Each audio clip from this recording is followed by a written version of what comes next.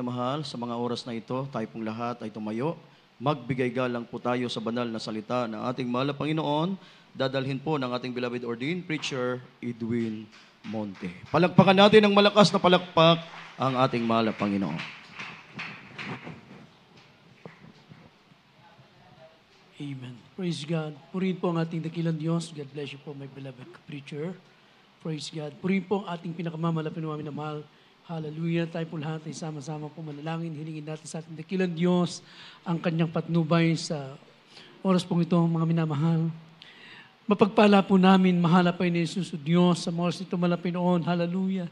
Nagpupuri kami, nagpapasalamat malapinoon sa kalakasan namin taglay sa umagang ito, malapinoon. Salamat po, malapinoon, sa pag-iingat mo sa amin, malapinoon. Kami nakarating ng maluwalhati sa lugar nito, malapinoon. Hallelujah. Salamat, malapinoon. Sa bawat yugto ng banal na gawain na natapos na, higit ang pagkilos mo sa aming kalagitnaan, malapinoon sa iyong matamis na presensya, malapinoon. Hallelujah. Malapinoon sa gana aking wala akong magagawa. Ikaw maglagay ng mga salita sa aking mga labi, O Diyos. Sa unang dalangin ng aming po minamahal, ginagala aming malapastor. Langisan mo mga salita mo, O Diyos, at pagpalay mo ang lahat ng narito, malapinoon. Hallelujah. Sa pangalan mo, Diyos, aming sinasaway ang lahat ng demonyo na pag-alilangan. Devils who believe and doubt, cast out in the name of Jesus. Hallelujah! Praise the Lord! Everyone say, praise the Lord! Amen. Purihin po ang ating dakilang Diyos sa buhay, mga minamahal, at kayo po'y makabalik sa inyong mga kinaupuan, mga minamahal. At bago lahat, mga minamahal, aking pinapabot ang pinakamataas na pagpupuri, pagluwalhati at pagsamba sa ating dakilang Diyos na buhay. Amen? Palakpakan natin ang ating pinakamamalapay na praise the Lord! Hallelujah! And I give double honor and respect to our dearly beloved Honorable Pastor Evangelist Willie Estrada Almeida, the end-time prophet of our loving God, and always remember the blessed memory and teaching of our dearly beloved Pastor Linus Almeida. Praise God, the whole family, the beloved children, sa lahat po ng ating minamahal mga kapatiran, ating mga webcast viewer, puri po ang ating pinakamamalapay noon. Ganoon din po sa aking mga kapunggagawa, mga minamahal ko, my beloved preacher, mga minamahal ko na naka-assign sa lugar nito, ating beloved preacher, Brother Marcelo. Praise God sa lahat ng ating minamahal na mga kapatiran, elders of the church, prayer warrior.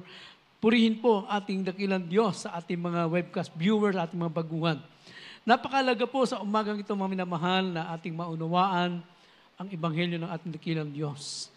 Sabi nga rito, mga minamahal ko, praise God, do not neglect your salvation. So wag natin pababayaan o kalilimutan ang ating mga kaligtasan, mga minamahal. Napakahalaga po, mga minamahal ko. So ating munang basahin ang ating banal na kasulatan kailan po sa ating mga Bible reader, dito po sa Book of Hebrews chapter 2, verse 3. Ito po sinasabi sa Aklat ng Hebreo, ang kabanatang 2:3. Amen.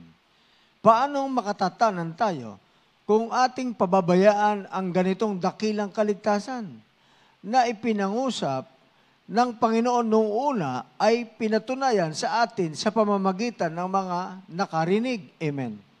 Amen. Praise God. Hallelujah. How shall we escape if you neglect so great salvation? Sabi ng Biblia, paano tayong makakatanan? In other words, paano natin matatakasan ang isang kapahamakan kung pababayaan po natin ang kaligtasan na pinangusap na, itinuro na, mga minamahal ko, sa atin, ng ating pinakamamalapay na Jesus, mga minamahal ko. So marami tayong bagay, sabi rito sa buhay natin, na ito'y napapabayaan natin. But the very important things that should give value our salvation. Ito po, mga minamahal ko, na napakahalaga po na bigyan nating halaga ang kaligtasan na sinasabi po ng Biblia. Mga minamahal ko, ang kaligtasan, mga minamahal ko, salvation is escape from condemnation. Pagtakas sa kaparusahan, mga minamahal ko, sabi nga po na ating dearly beloved, Honorable Pastor Evangelist Willie Estrada Almeida, the end-time prophet of our loving God, make sure, mga minamahal ko, siguraduhin po natin na tayo nga po, mga minamahal ko, ay patungo sa langit na pangako ng ating dakilang Diyos. Everyone say, praise the Lord. Pagtakas sa kasalanan, Salvation is an escape from sin. Sapagkat kung mananatili tayo sa kasalanan, mga minamahal ko, naghihintay sa atin ang tinatawag na ikalawang kamatayan. So atin munang basahin ang Revelation chapter 20, verse 14. Dito po sa Apokalipsis, Kabanata 20, ang talata po ay 14. At ang kamatayan at ang Hades ay ibinulid sa dagat-dagatang apoy. Ito ang ikalawang kamatayan. Sa makatuwid ay ang dagat-dagatang apoy. Amen. Yes, hallelujah. And death and hell will cast into the lake of fire. This is the second death, mga minamahal ko. Sabi ng Biblia, mga minamahal ko. Hallelujah. Praise God. Ang kamatayan at ang Hades, mga minamahal, ibinulid sa dagat-dagatang apoy. Mga minamahal ko, ikalawang kamatayan ang naghihintay sa mga tao na hindi maglingkod sa Diyos at mananatili sa kasalanan. Ikalawang kamatayan. Sa atin pong mga Kristiyano, wala po tayong ikalawang kamatayan. Ano ang naghihintay sa atin? Ikalawang buhay. Everybody say, praise the Lord. Yung buhay natin ngayon na pinagpala ng ating mahal na Panginoon at pagkatapos nito, ikalawang buhay doon po sa piling ng ating dakilang Diyos. Palakpakan natin ang ating mahal na Panginoon. Hallelujah. Sabi ng Biblia, mga minamahal ko, ikalawang kamatayan ang naghihintay sa kanila. So kinakailangan tayo magtagumpay. So we need to overcome, mga minamahal ko. Hallelujah. Sapagkat ang magtatagumpay ay hindi dadanasin na ikalawang kamatayan. Sabi ng Banal na Kasulatan, Revelation chapter 20, verse 11. Chapter 2, verse 11. Kindly po. Dito po sa Aklat ng Kawikaan, Kapitulo 2, versikulo 11. Kabaitan, Excuse po, Revelation po. ay, Revelation chapter 2, verse 11.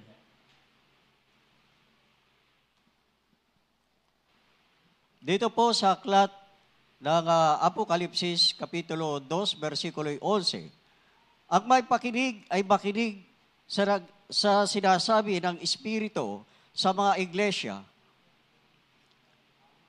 Ang magtagumpay ay hindi parurusahan ng ikalawang kamatayan. Amen. Amen. He that overcometh shall not be hurt of the second death. Hindi dadanasin ang ikalawang kamatayan, mga minamahal ko, kung tayo po'y magtatagumpay, mga minamahal ko. Kaya napakahalaga po, mga minamahal ko, ang pagtatagumpay bilang isang mananampalataya, mga minamahal ko. Hallelujah. Sino pa ang daranas ng hirap, mga minamahal ko, o ng parusa, mga minamahal ko? Praise God. Sabi ng Biblia, ang mga mananatili sa kasalanan, mga minamahal ko, the unrighteous, hindi matuwid, mga minamahal ko, mga minamahal.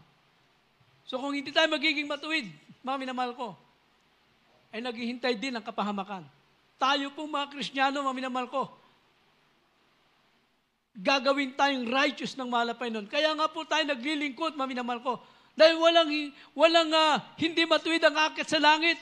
Kinakailangan matuwid. Pero paano mangyari ito? Manatili tayo sa paglilingkod sa Diyos. Mga minamahal ko, bago dumating ang mahal na Panginoon, maaabot natin ang kasakdalan. Everybody say, praise the Lord. Eh kung walang matuwid, sinong pupunta sa langit? Mga minamahal ko. So, tayo po'y darating dyan, mga minamahal ko, kung tayo'y mananatili sa paglilingkod sa mahal na Panginoon. Sabi ng Biblia, ang mga hindi papasok sa kaharian ng Diyos, na unrighteous, ang mga liko, ang tinatawag na mga liko, nananatili doon sa kasalanan, mga minamahal ko. Bagamat alam nila, pero wala ho silang kapangyarihan, mga minamahal. Hindi nila kaya na labanan, mga minamahal ko. Pero tayo po mga Kristiyano, bakit tayo nagtatagumpay, mga minamahal ko? Hindi ho sa ganang atin, mga minamahal ko. Kaya tayo nagtatagumpay dahil nasa atin ang mahal na Panginoon, mga minamahal ko. And this is the work of the Holy Spirit in our life, mga minamahal ko. Yan ang pagkilos ng Banal na Espiritu sa buhay natin. Yan ang ginagawa niya sa buhay natin. Nagtatagumpay tayo. Everybody say, praise the Lord. Huwag tayong padaya, mga minamahal ko. Yung mga nanatili sa kasalanan, naghihintay sa kanila ang kapahamakan, mga minamahal. 1 Corinthians chapter 6, verse 9 and 10. Kindly po. Ito po ang sinasabi sa unang mga taga-Korinto, kabanatang 6, 9 at 10. O hindi ba ganinyo nalalaman na ang mga liko ay hindi magsisipagmana ng kaharian ng Diyos? Huwag kayong padaya. Kahit ang mga makiapid, ni ang mga mananamba sa Diyos-Diyosan, ni ang mga ngalunya, ni ang mga nang bababae, ni ang mga makiapid sa kapwa lalaki, ni ang mga magnanakaw, ni ang mga masasakim, ni ang mga manglalasing, ni ang mga mapagtungayaw, ni ang mga malulupig, ay hindi magmamana ng kaharian ng Diyos. Amen. Amen. Sabi po ng Biblia, napakalinaw, mga minamahal ko. Praise God. The unrighteous shall not inherit the kingdom of God. Be not deceived. Huwag tayong padadaya, mga minamahal ko. So lahat ng uri ng kasalanan, binanggit doon, mga minamahal. Hallelujah. So, sabi ng Biblia, praise God, hindi sila magsisipagmana ng kaharian ng Diyos. Ang nagsisamba sa mga Diyos-Diyosan, mga minamahal ko, ang mga nangangalunya, pakikiapid, mga minamahal ko. Mga nang babae, mga minamahal. Pakikiapid sa kapwa, lalaki, mga minamahal. So lahat ng uri ng kasalanan na ginagawa sa panahon ng Sodom at Gomorrah, hindi na na ibang ating panahon ngayon. Hanggang ngayon, nandyan pa rin ang kasalanan na yan, mga minamahal ko. Ngunit tayo po'y pinagpala ng mahal na Panginoon, sapagkat tayo lahat ay pinalaya na dyan nung tayo naglingkod sa ating mahal na Panginoon. We are blessed, mga minamahal, nakilala natin ang mahal na Panginoon sa buhay natin. Siguro kung hindi natin nakilala ang mahal na Panginoon, nakaatang tayo sa impyerno, mga minamahal. Kundi tayo po'y pinagpala ng mahal na Panginoon. Sabi ng Biblia, ang mga gayong bagay na ginagawa ng tao ay hindi sila magmamana ng kaharian ng Diyos, mga minamahal. Ang mga taong, mga minamahal ko, ang pangalan nila na wala sa aklat ng buhay, sabi ng Biblia. Revelation chapter 20, verse 15. Dito po sa Apokalipsis, Kabanata 20 at talata po ay 15. At kung ang sinuman ay hindi nasumpungan nakasulat sa aklat ng buhay, ay ipinulit sa dagat-dagatang apoy. Amen. Amen. Praise God. And whosoever was not found written in the book of life was cast into the lake of fire. Ibubulit, itatapon doon sa impyerno kapag hindi nasumpungan ang pangalan mo sa aklat ng buhay, mga minamahal ko. Ngayon po, malinaw na malinaw ang ating mga pangalan sa aklat ng buhay. Bakit?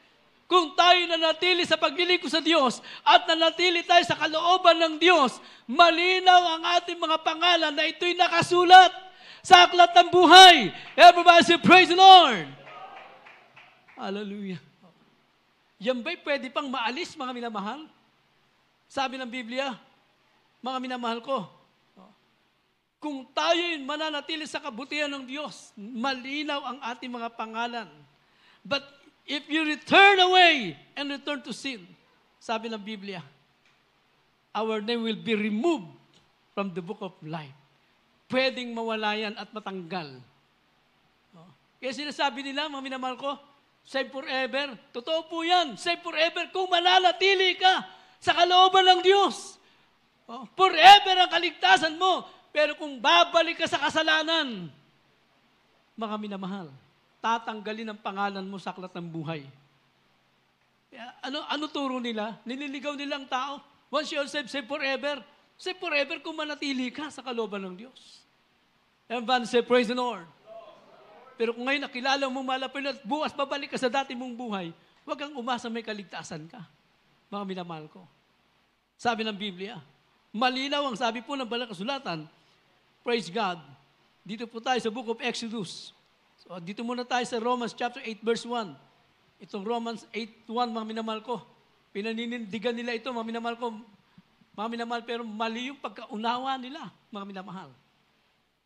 Praise God. Dito muna tayo sa Romans chapter 8 verse 1 at sundan po natin sa Exodus chapter 32 verse 33. Dito po sa aklat ng Roma, Kapitulo 8, versikulo 1. Ngayon nga'y wala nang anumang hatol sa mga na kay Kristo Jesus. Amen. Sa aklat na Exodo, kabanatang 32, ang talata ay 33. At sinabi ng Panginoon kay Moises, ang magkasala laban sa akin ay siya kong aalisin sa aking aklat. Amen. Amen. Praise God. So pansinin po natin, balikan natin ang Romans chapter 8 verse 1. Nung i-translate sa Tagalog, kulang na, mga minamahal ko. Ang sabi po dito sa wikang English, mga minamahal ko, there is therefore now no condemnation to them which are in Christ Jesus. Yun, mga minamahal, hanggang doon lang yung Tagalog. Pero pag tinuloy natin ang basa, who walk not after the flesh, but after the Spirit, mga minamahal ko. Wala nang paghatol kay ang silang mga kay Kristo kung ikay lumalakad sa Espiritu at hindi sa laman. Everybody praise the Lord. Ano ibig sabihin lumalakad sa laman? Lumalakad sa laman, lumalakad ka sa kasalanan, mga minamahal. Sinasabi mo na kilala mo si Kristo, pero nandun ka pa rin sa kasalanan, mga minamahal. Hindi totoo na nakilala mo si Kristo. Hanggang labi lang yan, mga minamahal ko. Dahil kung totoong nakilala mo si Kristo at si Kristo ay nasa iyo, dapat magbabago ang buhay mo. Gaya ng pagbabago na tinanggap natin, mga minamahal. Everybody say, praise the Lord. Sabi ng Biblia, dapat hindi ka na lumalakad sa laman, lumalakad ka sa Espiritu. Ibig sabihin, lumalakad ka sa kalooban ng Diyos, mga minamahal. Hallelujah. At doon, sabi ng Biblia, wala nang paghatol para sa iyo kung lumalakad ka sa kalooban ng Diyos, mga minamahal. Kaya ang sabi ng Biblia, malinaw ang pagkasabi ng Biblia, mga minamahal ko, and the Lord said unto Moses, whosoever had sinned against me, him with blotted out of my book, sabi ng mahal na Panginoon, ang sino mang magkasala laban sa akin, ay tatanggalin ko ang kanilang pangalan sa aklat ng buhay, mga minamahal. Kaya kung gusto mong manatili ang pangalan mo na sa aklat ng buhay, mga minamahal ko, manatili ka sa paglilingkod sa Diyos, manatili ka sa kalooban ng ating mahal na Panginoon upang manatili ang ating mga pangalan, mga minamahal ko. Hallelujah. Hindi po biro ang paglilingkod, mga minamahal. Hindi tayo naglalaro. Hindi tayo nagpapalipas ng oras lamang dito, mga minamahal ko. Ang kaligtasan na meron ka, pwedeng mawala yan. Pag pinabayaan mo, hindi mo pinagtrabaho, mga minamahal. Sabi ng Biblia, hindi ang mga tungkulin natin para maligtas ka, ang dahilan para maligtas ka. Ang tungkulin natin ay pagpapala sa iyo na tinawag ka ng mahal na Panginoon. Ginamit ka ng mahal na Panginoon. Mga minamahal ko. Sabi ng Biblia, mga minamahal ko, praise God. Hebrews chapter 10 verse 31. Kakilakilabot na bagay malaglag sa kamay ng Diyos. Dito po sa Hebreo, Kabanata 10, ang talata po ay 31. Kakilakilabot na bagay ang mahulog sa mga kamay ng Diyos na buhay. Amen. Yes. It is a fearful thing to fall into the hands of the living God.